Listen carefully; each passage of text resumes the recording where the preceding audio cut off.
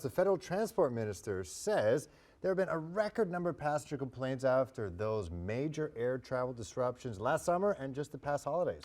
Omar Alghabra says the backlog of unresolved complaints has ballooned to more than 40,000. Today he announced new funding that he says will help. Matt Ingram joins us live from John C. Munro Airport in Hamilton to explain. Good evening, Matt.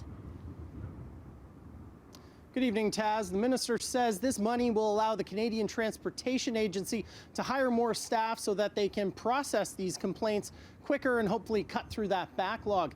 But experts say the problems with the Liberal government's air passenger protection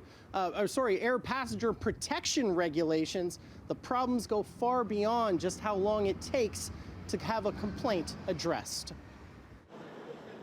At Pearson Airport, it doesn't take long to find travelers impacted by flight cancellations, delays, or lost luggage. I did get stuck here for 4 days.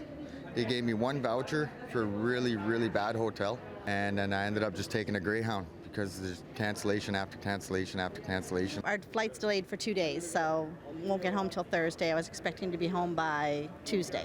Missing time at work, commitments at home that I'm missing.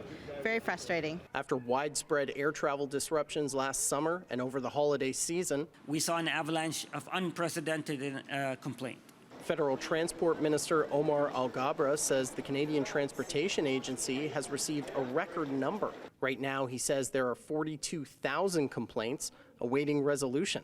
So the feds are giving the CTA nearly $76 million over 3 years to deal with the backlog. Today, we are providing an increase of over than 70% of the base budget that CTA typically operates with.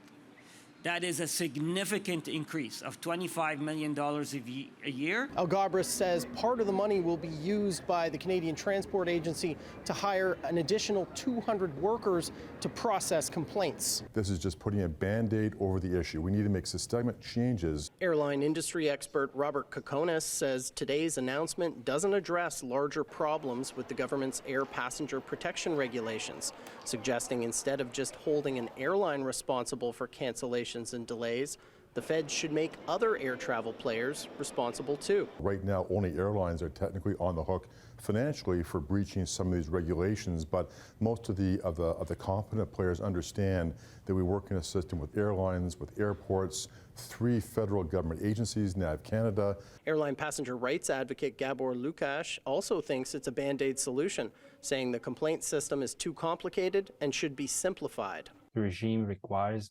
inordinate amount of documents, evidence to determine the fate of just a couple $100.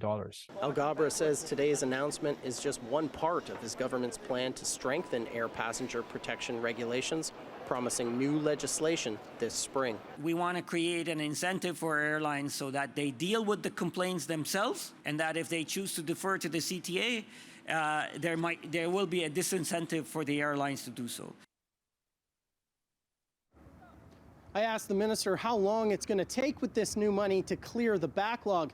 He didn't have an answer, but experts pointed out to me that given the labor shortages we're seeing in this country and in the airline industry specifically, it may take a while to find those 200 workers, train them, and get them in the field.